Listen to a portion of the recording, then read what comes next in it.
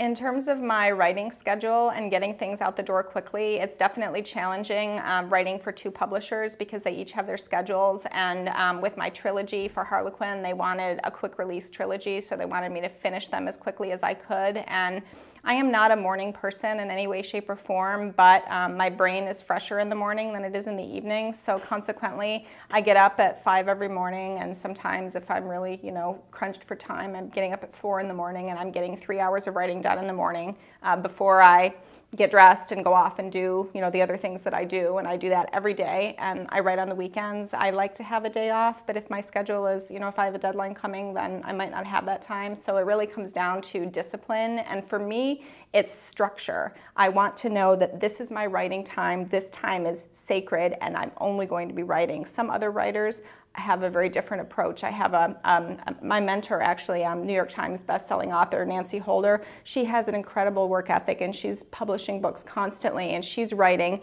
in 5 and 10 and 15-minute snatches across the day. Whenever she has a chance to sit down and open her laptop, she's waiting for something, and so she'll write for 10 minutes, and she can just kind of switch it on and off. But for me, I want that time, and my energy is building to be able to write during that time.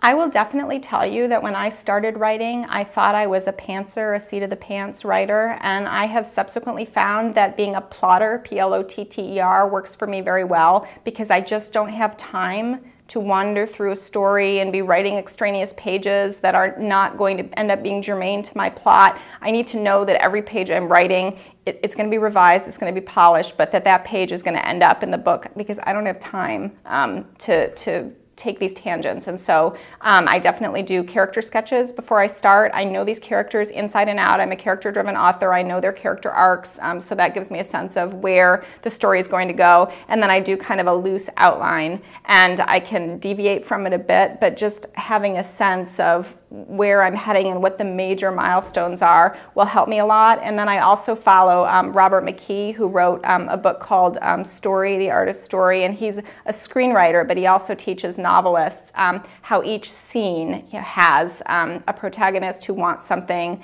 an antagonistic force that's trying to prevent them from getting it.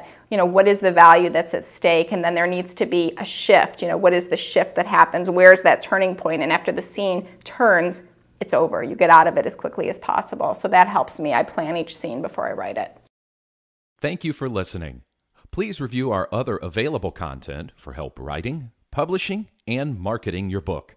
If you have any questions about the Author Learning Center, please contact us by email at authorsupport@authorlearningcenter.com.